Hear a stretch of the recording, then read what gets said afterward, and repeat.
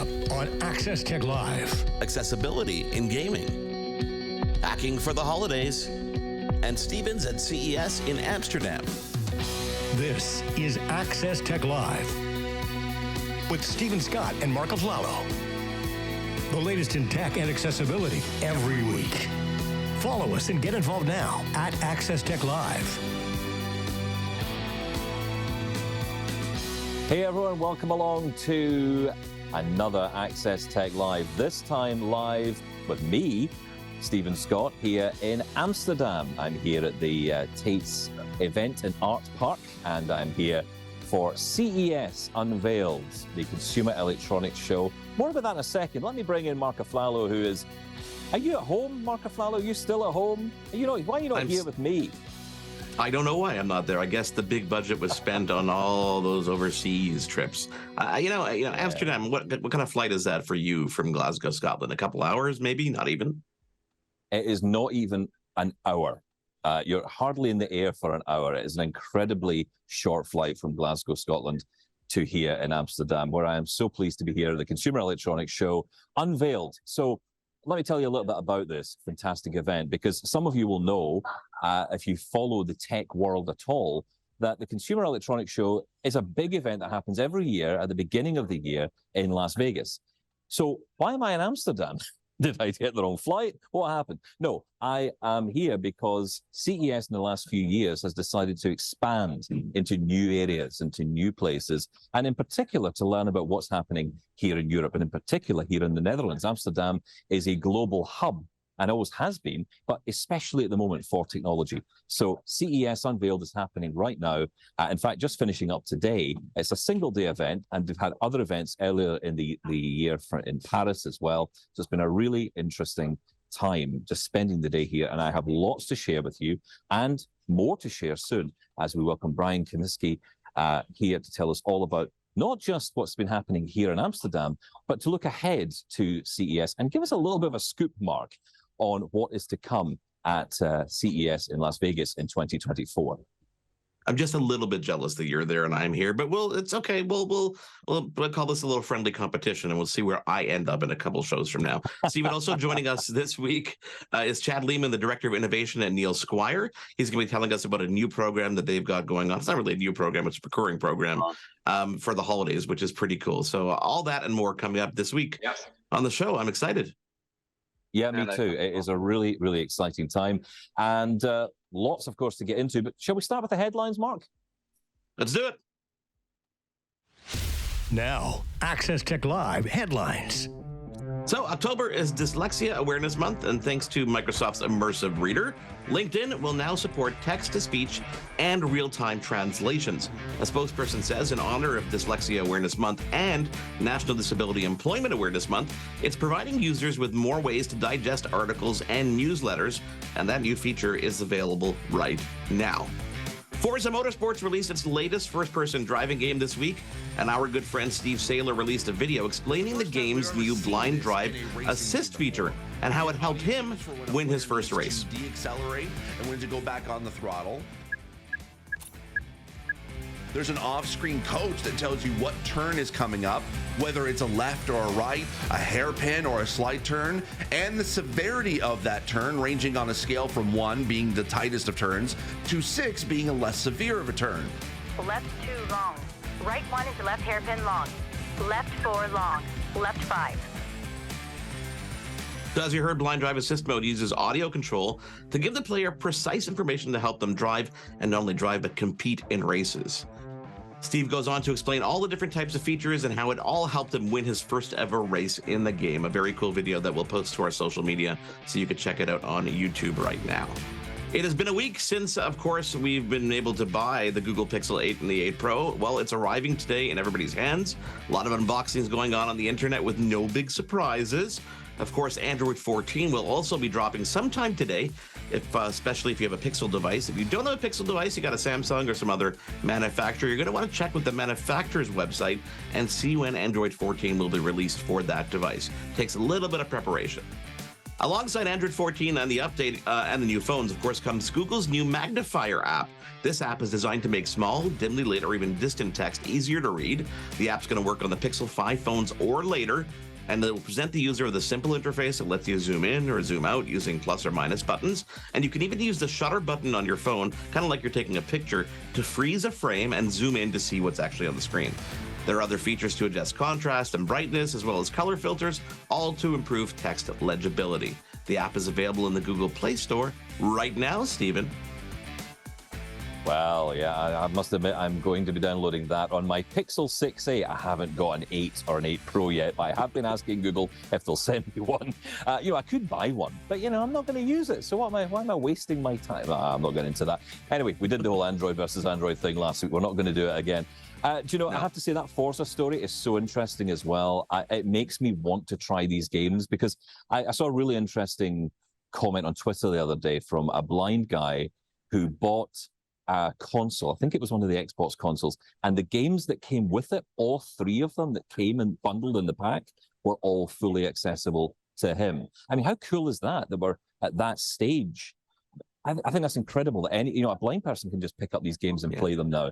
And, even a driving game. I mean, how cool is that? I'm driving, I can finally get my hands behind something other than a truck or a bus in a game. I can actually drive something that goes above 20 kilometers an hour. We'll put you to the test. We'll put you to the test for sure. Stephen, it's funny that you bring up the gaming because we have a guest standing by. Makers Making Change is a very cool program from the Neil Squire, whose mission is to use technology, knowledge, and passion to empower Canadians with disability. And joining us right now from EA in Vancouver, hence the gaming reference, is Chad Leaman, who's the Director of Innovation at Neil Squire. Chad, thank you so much for being with us. Can you tell us where you are? I know you're at EA, but what is going on? Yeah, we're at Electronics Art here in Vancouver, BC. Beautiful day in BC. I was actually just at the Game Accessibility Conference yesterday, and they were sort of doing that unveiling of Forza that you just showed. So very cool. We're doing a build-a-thon. We have a program, Makers Make a Change, and we create assistive technology for people. And today we're going to be building one of the devices from our library, one of our open source joystick projects. That is so cool. And it's not the first event of its kind. You've been doing this for quite some time. So I've got to ask you, when you do an event like this, and obviously you want people to talk about it, and we're putting the focus on it right now, what do you want to accomplish at the end of the day? When today is done, what is the mission and will it be fulfilled? Yeah, so when we have our build-a-thon events, volunteers come together and they help fabricate some of our devices. So today we're making one of our joysticks. We've just released these. These are joysticks that allow alternate inputs. You can plug this into your computer, use it as a mouse, or you can plug it into your Xbox AC or your computer and use it as a joystick for gaming. So you think video game controllers are literally one size fits all. We have this range of joysticks that we're putting out, and it allows people to have a joystick where it works for them. And there are these different sort of topper pieces. So we've got the round bit. We have some that are sort of more goalpost shaped. Some just have that grip piece, finger ring ones. So really allow the input to be customized and work for the person. So we have EA staff coming here today, and we're going to be building a bunch of these joystick items. At the end of the day, Chad, who's going to benefit from the joysticks that you're creating today? How are they distributed? Are they, stocking stuffers for the holidays? Yeah, we're in the middle of a campaign that we've launched called Packing for the Holidays, and we're looking to build a bunch of assistive switches, alternate joysticks, as well as adapt a bunch of toys for kids with disabilities. The goals that have over 2,000 devices built and delivered to families, therapists, and rec centers across Canada. Over this last year, we set up a number of these game checkpoints where people with disabilities can go in and try the really wide range of assistive technologies available for gaming and figure out what works well for them. So this is a big event for us. This will actually mark our 10,000th item built through our open source sort of network, and having volunteers come together and build devices for us. So it's a really big milestone. It's great to celebrate it here at the EA today. Now, you raised $28,000, if my information is correct, delivered 600 toys, 900 switches last year. What's the goal for 2023? Yeah, our goal is 2,000 devices this year, over 100 different events, and close to 8,000 people volunteer hours to make that happen. So we're in the mad rush. We keep having people come forward, and a lot of this work's actually, what we're here at EA today, ends up being done in schools. So we teach kids STEM skills, how to 3D print, how to build circuits, but we take that for that sort of social purpose. So we're adapting toys, usually cost about $5 worth of parts to make a toy accessible for Switch access. and it really opens up the opportunity for cause and effect and play for people. And the same as video game controllers, it allows people to have input and gaming opportunities where they otherwise wouldn't have. So we're really excited to work with our partners to get these in the hands of people that need them. If someone wants to learn more, Chad, if they want to get involved, if they want to attend an event, can they? Is it public? And where do they find out all that information? Yeah, if you go to the Makers Making Change website, makersmakingchange.com, you can look under Engage and there's an events listing. And we're continually publishing events. Some are in schools or in corporations that are more private. We do host a number of public events in libraries, community centers, maker spaces, and hack spaces. So if you're interested in hosting an event, please reach out. We would love to work with you. And if you're interested in attending an event, we can plan something with you to make that happen. You don't need a bunch of skill acquired. We've taught kids in grade 5 how to solder, and they build it by the end of their 45-minute class. So you can learn those technical skills and really put them to work to have an impact for people with disabilities in your community. That's amazing. Chad, every week we throw a question out to the audience, and since you're here, I want to take advantage of it, especially because Steven's over in Amsterdam. And I think gaming is a perfect segue into this, because when it comes to the term nostalgic tech, okay, that could mean anything, but I think there's a lot of nostalgia, especially in gaming consoles and stuff like that. So today's question is, what piece of nostalgic tech can you not let go of? Something that's in a drawer that every time you clean, you're like, I can't get rid of this. Who knows what it might be? Is there anything that you can think of that you've got in your arsenal that you just can't let go of? Oh, yeah. Yeah, you're going to pry that old 8-bit Nintendo over my cold, dead hands. I have that for sure. I got one of the new rebooted ones, so it's great with my son, so I don't have to blow out the cartridges or whatever. Yeah. But, a lot of those earlier games are easier to access, right? It's just a joystick and 2 buttons, so making an accessible setup for those are easier too. But yeah, to play Mario or the old Zelda games, take me back to my 6-year-old self. Chad, thank you so much for taking the time to join me. I know you got a busy day ahead of you. It's only 9:11 in the morning there in Vancouver. Best of luck at today's event. And of course, at home, if you want to check it out on Twitter, on X, it's Maker Make Change, or the website makersmakingchange.com. And you can learn more about the Neil Squire program, obviously, makersmakingchange.com. Question of the day. We said it before. I want to know what you think at home. What piece of nostalgic tech can you not let go of? We want to know what it is. If you want to tell us why, go for it. If there's a story behind it, let us know. It is at Access Tech Live on all our social media. And of course, our email address, feedback@accesstechlive.com, and you can get involved. Coming up, Steven's back from CES Unveiled in Amsterdam with Brian Comiskey, the Director of Thematic Programs, after this. We want to hear from you. Follow us on social media and get involved at Access Tech Live. We'll be right back.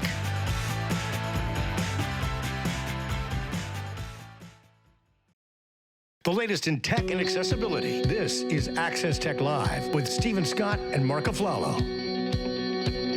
Back on Access Tech Live, Marc Aflalo in Montreal. I have to say that because Steven Scott is joining us from CES Unveiled in Amsterdam. CES, of course, Consumer Electronics Show. You know it, in Las Vegas in January, but they do these little events leading up to it so that other companies could showcase their wares. And Steven spent the entire day today, given the big time difference, going around to different companies, and we're going to showcase them a little bit later on in the show. Don't forget the question of the day, which is about nostalgic tech. We actually have a response here, Steven, from the Gatzer, who said, I still have my audio cassettes from the 80s and 90s with a basic cassette player. So I'm curious to know what other people come up with.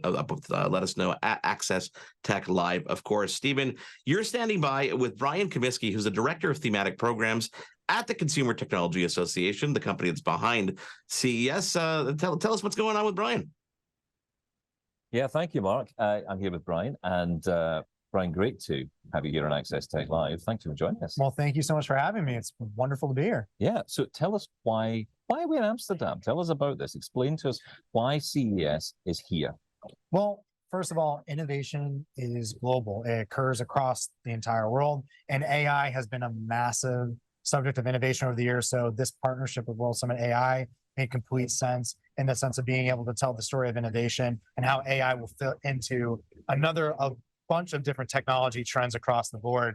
And we've been coming to Amsterdam now for 6 years. So we really have just enjoyed so much of the city, and Dutch innovation has been a major part of the show. And so it's just wonderful to be here. This event's a lot of fun. And so happy to be in Amsterdam, and personally for the first time for me. So it's just a lot of excitement. And we're not going to touch on the fact you're vacationing here straight after, right? Yes, I'm just going to ignore that. We'll move on from that because that is fantastic. And I strongly encourage you to do the canal trips because they are wonderful. Got one booked.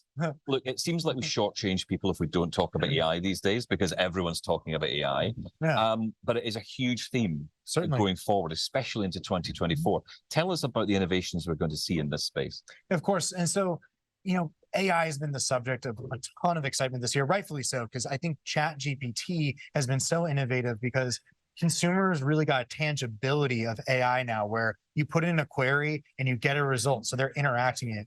But the AI ecosystem is just so much larger. It ranges from chips all the way to robots. So CES is going to be a story showcasing, we're going to have chip makers like NXP Semiconductor, AMD showcasing that innovation, all the way to robotics firms showing how they improve your daily lives. And this is because at its core, artificial intelligence is what we would call a horizontal trend. It means it touches and cuts across every industry vertical. And that's what's powerful. Trends that are horizontal, like AI, sustainability, and accessibility, cut across every single industry. And so you need to track them, and they're going to be transformative for daily living. Well, it's been interesting in my journey around here today. I've been talking about the fact that accessibility doesn't it? It cuts across everything, but so does AI. That's a really important point. And of course, we're seeing this appear through products like ChatGPT. Yep. And that will, of course, continue to grow. But it's starting to turn into the world of robotics as well. It's coming into these new areas. So it's not just going to be a text chatbot we're having a conversation with in 5 years. It will be an actual thing that is moving around, perhaps even talking back to us. Exactly. Well, when you think about what's powerful about the tools powering generative AI right now, it's those large language models. And unlike robots in the past, which while incredible, it's input output. You need it to do a certain thing, it will do that output. If it encounters an issue or a challenge, though, it's going to have a hard time adapting. Large language models allow for novel ideation and creation. So if a robot encounters a challenge in the future, it can come up with a solution that's learned from these models over time. And so that's something where, Boston Dynamics has appeared in the past on the show floor. Starness Technology was here today, showcasing how that's going to help logistics and supply chain. And so it's just going to be quite incredible what robotics are going to do for the next few years. Walmart, our keynote speakers, also talking about they want to automate so much of their logistics centers by 2026. And so the focus is going to be naturally, how do you use AI inventory management, but also fulfillment logistics robots. I did see that as a theme here. There's a lot of companies talking about this, how robotics can be used in logistics, because of course the biggest cost to industry is moving things from A to B, right? Yeah, right. Well, we live in a global environment, and I think the pandemic was a stark reminder of you can just-in-time inventory systems can be heavily hit by disruption. So if you have the ability of automated solutions and better AI tools tracking it, logistics and supply chain is going to be a major beneficiary of just automation in general. Yeah. Let's talk about healthcare. Of course. Because another huge area going forward at Las Vegas in 2024, but also here in Amsterdam, again, healthcare is a huge area of interest. And interesting because I saw a company, for example, today that can 3D print medicine. A doser. Yeah. Yeah. And I'm thinking, is that real? Is that a thing? But it is. We're at that stage. And we've seen breakthroughs in the past. Some of the first approved 3D medicines I know came out to the market in the States a few years ago for approval. So it's natural that you see that diffusion of one area into how does it get to consumer. And the story around healthcare at the end of the day is, and I talked about this on stage, is it's going to be more personalized. So how do you get patients to be focused on not just as one condition in a silo, to treat them systematically? And part of that is remote patient monitoring solutions. So we saw that from some of the companies that were working on remote patient monitoring around COPD. Yep. Accessibility, which is not necessarily just, how can you get with limited access? Telehealth and 3D printing will ensure no one's left behind from healthcare, and found can be more intelligent. So AI is going to really benefit digital health. And so Health Plus AI, who is here on the show floor, they're using AI to predict the risk of infection after surgery, because usually you don't identify a risk of infection. It's not identified until 5 days after surgery. That's a long time to be possibly suffering. So in that case, you're reducing hospitalization rates and, importantly, cost as well. So really personalized, accessible, intelligent is the name of the game in digital health right now. But actually, it's preventative care as well. Exactly. So you mentioned about COPD, because that company was really interesting. It was AIMS, wasn't it? The company that focus on creating this tool that can essentially sense when someone may be about to have an attack.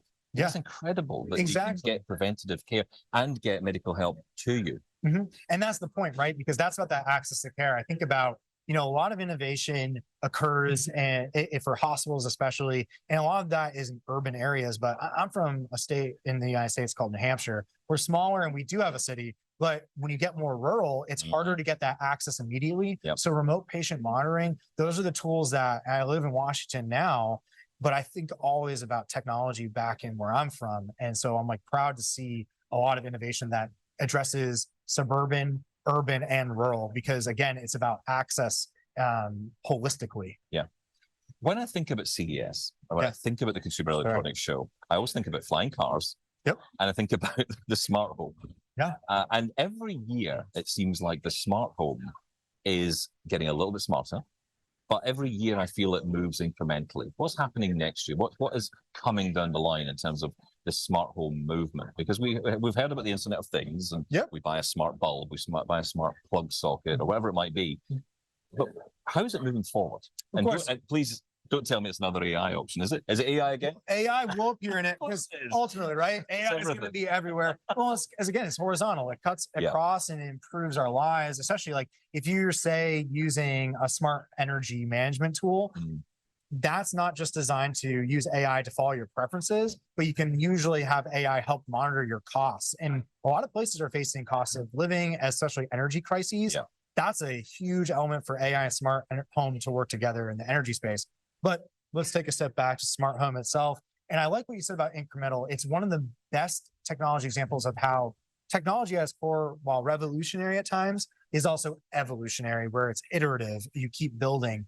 And with smart home, I think we're going to see further maturing of smart home security systems, energy management solutions, and then how do even smart TVs operate as the center console or smart hub of your entire home. And we saw last year the unveiling of Matter, which was a standardization protocol, because a big thing consumers really want to see is, how do I have a device from one company work better with a device from another company? And building these standards together is going to allow for seamless living that's easier for folks, but also hopefully cheaper too. When it's communicating, you're getting better tool usage out of it.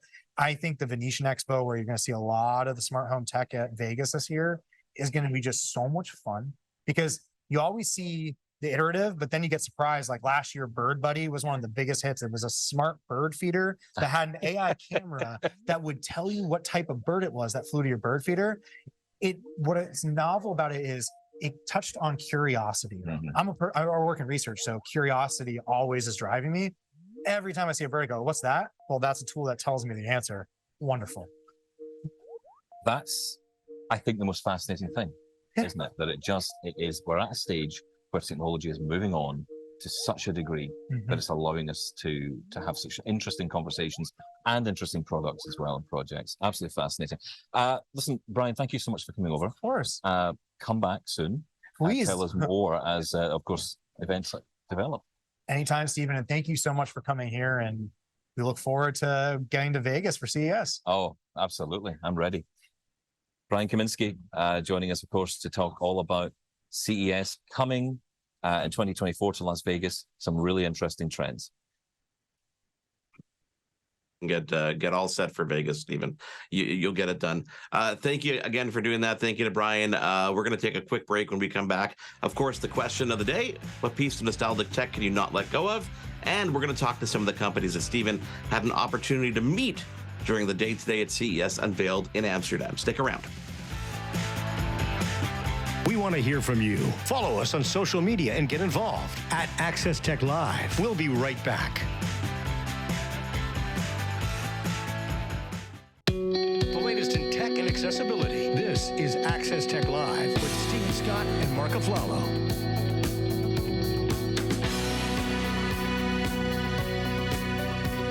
Back on Access Tech Live, Marc Aflalo in studio, Stephen Scott not in studio. Not jealous at all, Stephen, at all that you're in Amsterdam, even though it's only an hour flight. Thank you, of course, for being with us on show number 5 of Access Tech Live. Question of the day, if you haven't been paying attention, and the reason I'm going to bring it up is because someone here on YouTube who's watching says that Stephen is not going to go to Vegas. What does it say? Oh, I'm going to dream I'm going to let you go to Vegas. That's kind of funny. What piece of nostalgic tech can you not let go of? Tim Dixon says Stephen's probably going to say his iPod. I don't know. Is that what you're going to say, Stephen? iPod? Yeah. Do you know the original? I'm yeah, I know. I've actually got, funnily enough, I recently bought an iPod and a very old MacBook Air to go with it because the newer MacBook Airs didn't connect to it. So basically I had to buy an old 8-year-old MacBook Air to go with my iPod. I know, utterly ridiculous. But you know what? I love the clicky wheel. I like the clicky wheel thing. Yeah, of course you do. Of course you would. Tell me something. You're in Amsterdam, long day. Obviously, I'm sure you're going to follow the floor collapsing and tired after this. How do you pick which companies you want to go see when it comes to an event like this? Because there are hundreds there on that show floor. Yeah, and the interesting thing with CES is, although they often do have, especially at Las Vegas, they do have an accessibility area. So, immediately I'm drawn to that, right? I'm looking at companies that are going to be talking about accessibility from that unique perspective they hold. It's a bit different here at Amsterdam because you have a list of companies, and what I'm looking at are what you might call accessibility adjacent companies. So some companies clearly, one we're going to be speaking or hearing about today is Retinascope, which is clearly doing work to try and prevent vision loss, which is really interesting. But also there are many products out there. Now, we talked, of course, with Brian about SmartQARE, which is becoming more and more prevalent in our world today, where more people want to remain at home. So we want to get into that discussion as well. So there's lots of companies here that we can talk to who really give us an interesting flavor when it comes to the kind of work they do. And also, I think, is what I call accessibility adjacent. And I'm copywriting that. Oh, you do that. You do that. One of the companies that you had an opportunity to meet is Whispp, WHISPP. Let's learn more about the company, then we can talk about it, Stephen, here.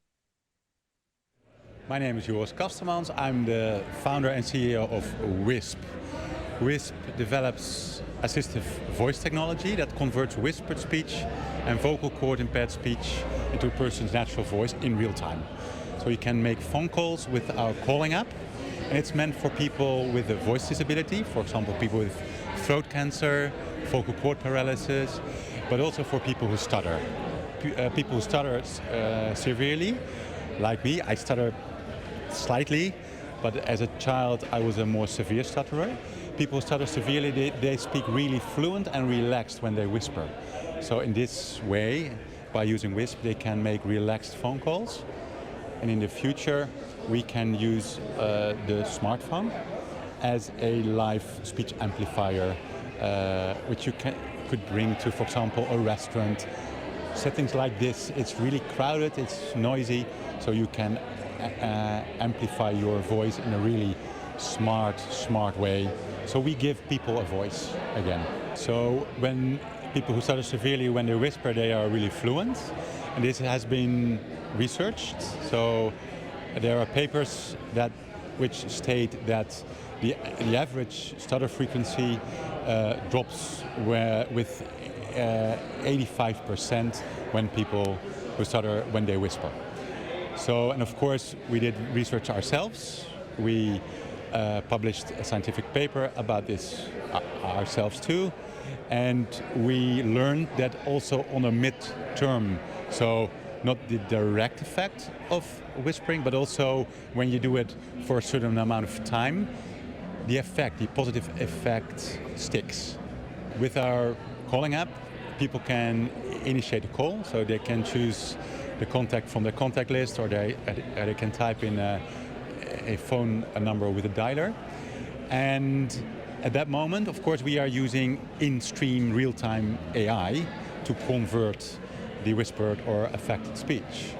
So this is a real new product, a category, right? So also from a point of privacy and security, of course, the voice cloning and spoofing examples. So we show a signal, an automated short sentence is projected for the listener, for the recipient, that the call is made with the Whispp technology.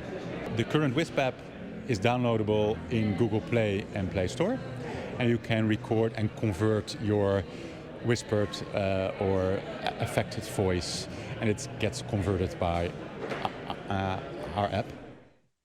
Stephen, did you have a chance to go hands-on with that, or see a demo of how it actually worked? Because I can see this technology making its way into so many different devices.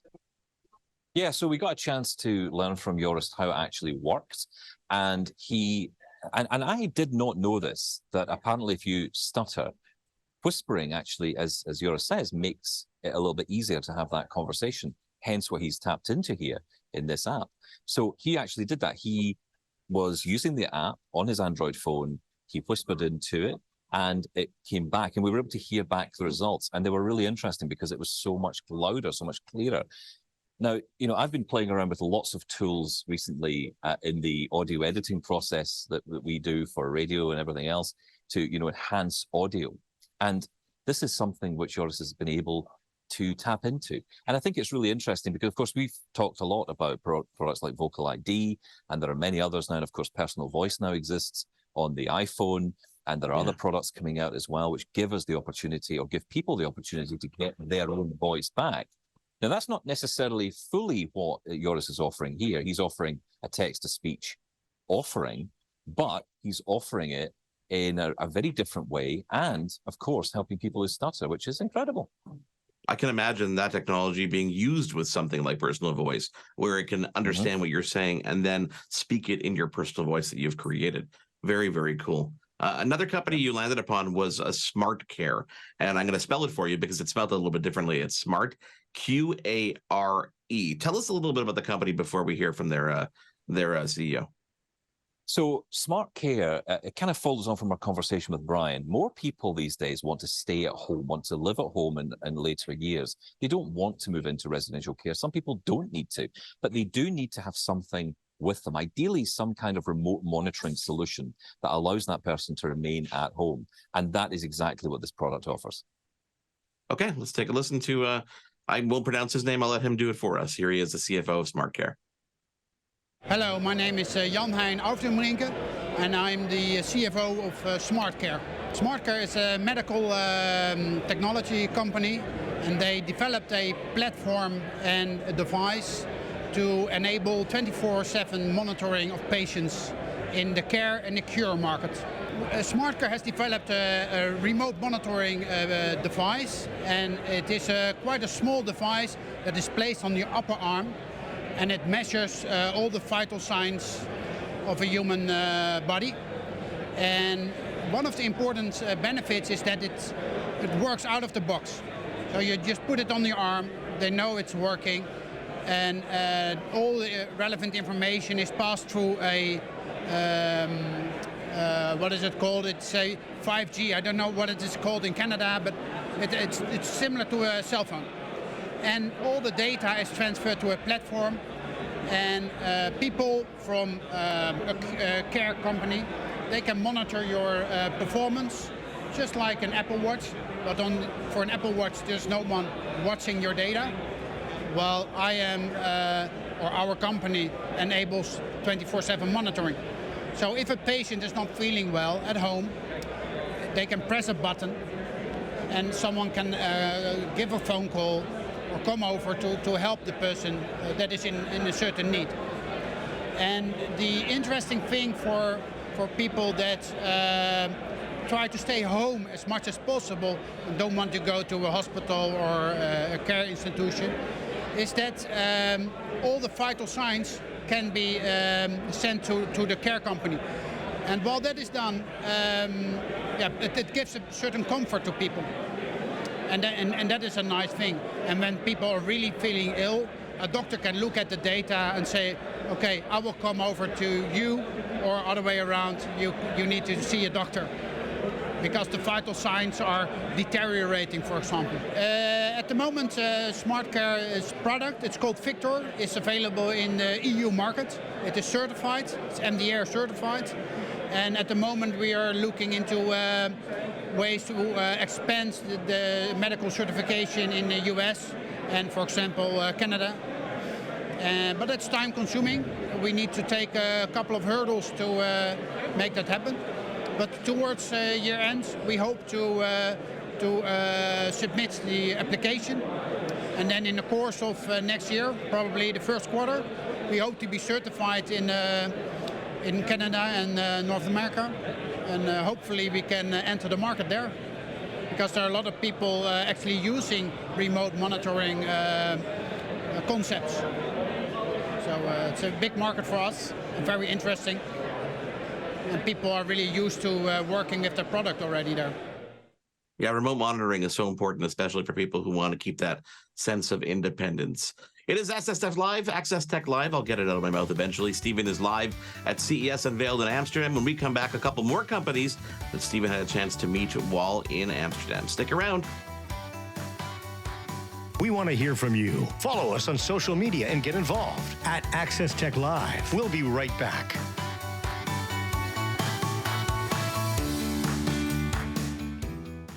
The latest in tech and accessibility. This is Access Tech Live with Stephen Scott and Marc Aflalo.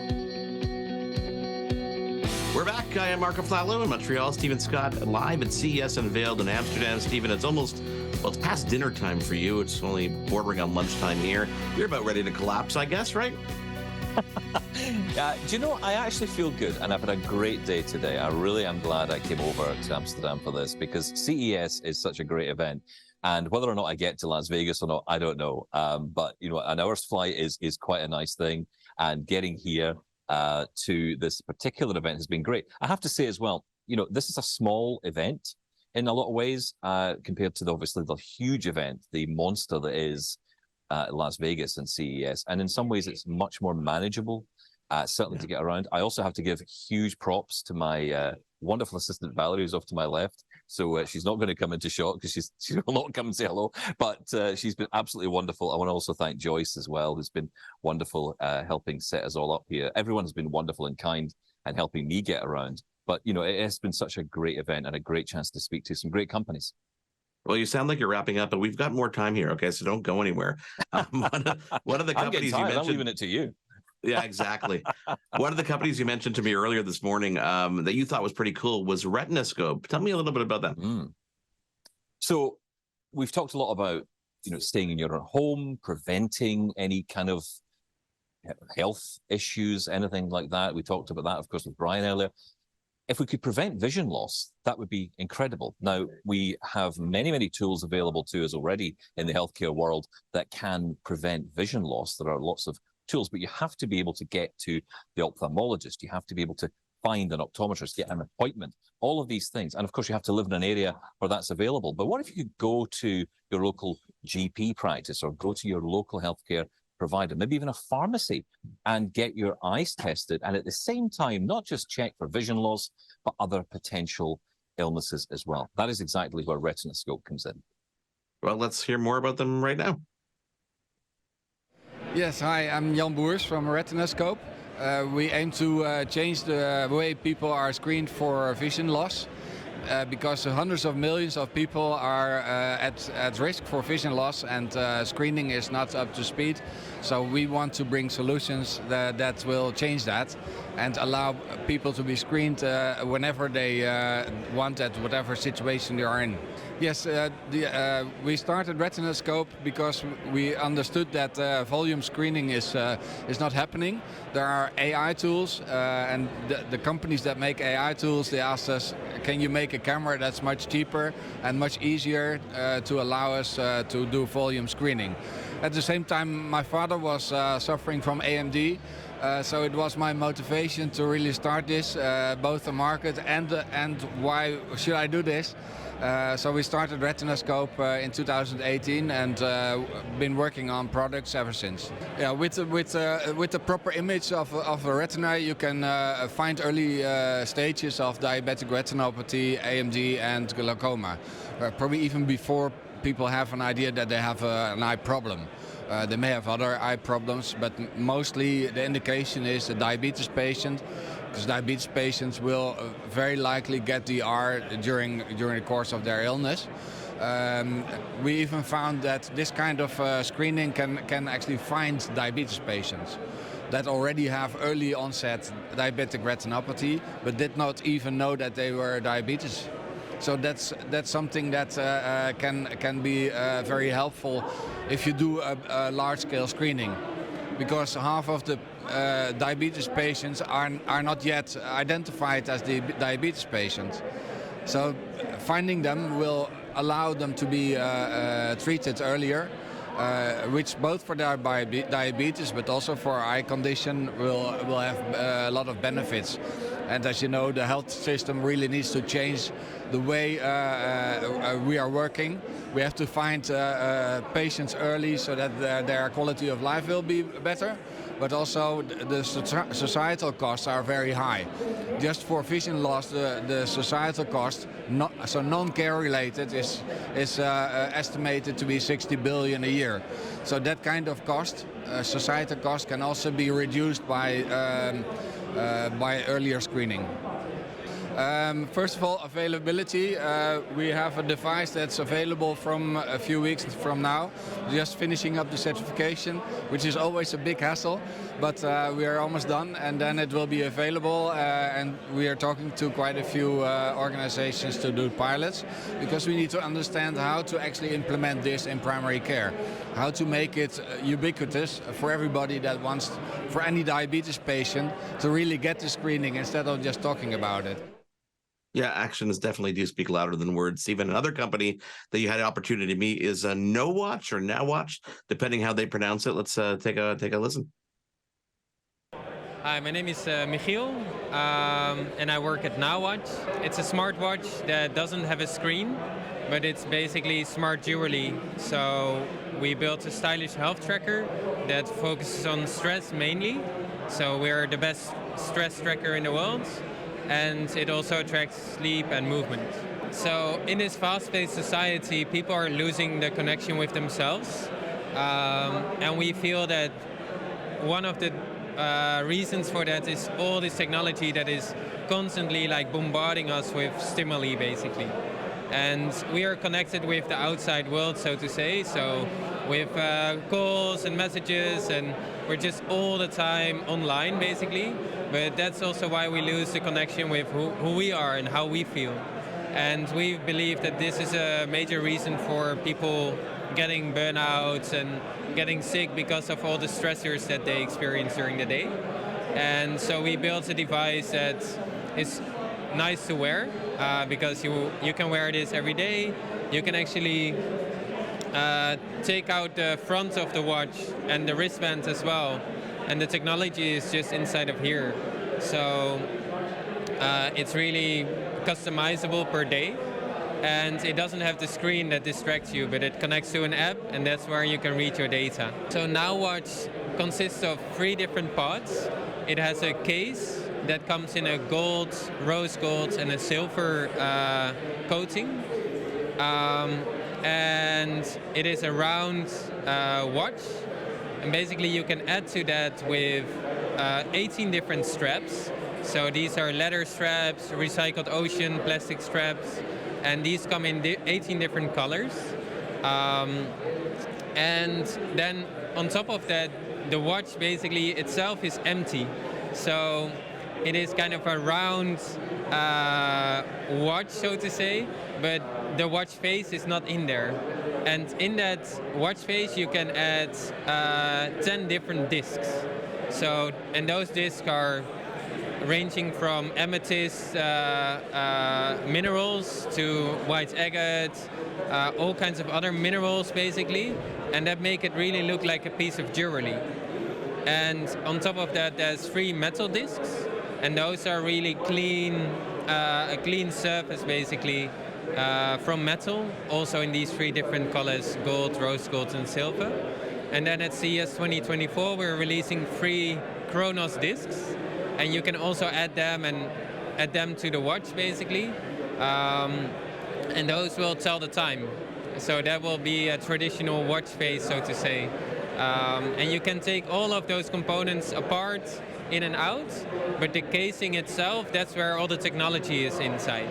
So that's what measures your stress, your sleep, and your movement. So now what you're shipping since the beginning of this year to North America and Europe. So we get orders from Canada all the time as well. And you can choose on our website, you can choose what configuration you want. And basically you can choose all the products. So then you will have 18 different, or no, even 150 different ways of configuring your watch. Or you can just choose one color, one strap, one disc. And that's all available on our website, and we ship within 3 days. The price, we're changing the price a bit, but so far it's starting from 399 euros, and depending on how many discs and straps you add, it can become more expensive. But so on average, our customers spend around 450 euros per order.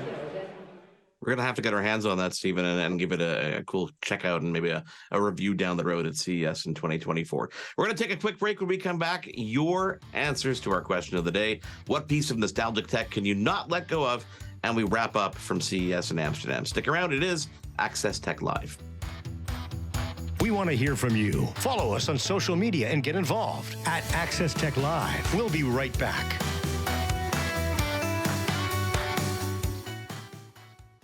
The latest in tech and accessibility. This is Access Tech Live with Stephen Scott and Marc Aflalo. Stephen, I've got to ask you, you spent the day in Amsterdam. Obviously, you're going to spend the night tonight because you can't possibly lift yourself off the floor. Any takeaways? Would you do this again? I would, and I'll tell you, one of the greatest things about this event is accessibility is no longer something that whenever you ask the question, hey, how's your product? Is it accessible to disabled people? You get that blank look from people. People know what accessibility is today. It is a serious part of everyone's development, and even those who don't know about it are interested in learning. So I have to say, it's been a really fantastic event. I look forward to Las Vegas, of course, as always, but I think these events are fantastic. And really, what the Consumer Electronics Show should do are more of these type of events around the world, because they're fantastic. Well, hopefully when our bosses see the bill for this one, they'll let us do it again down the road.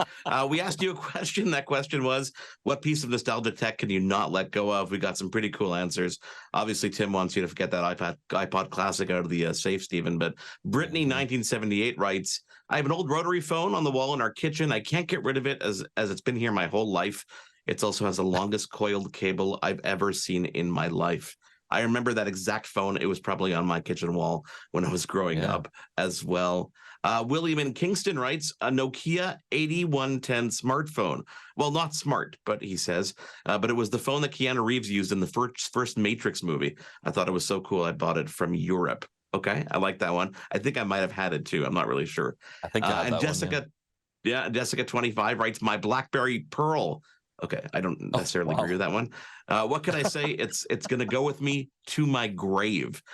I don't know. The BlackBerry Pearl, that was the one that didn't have the full QWERTY keyboard on it.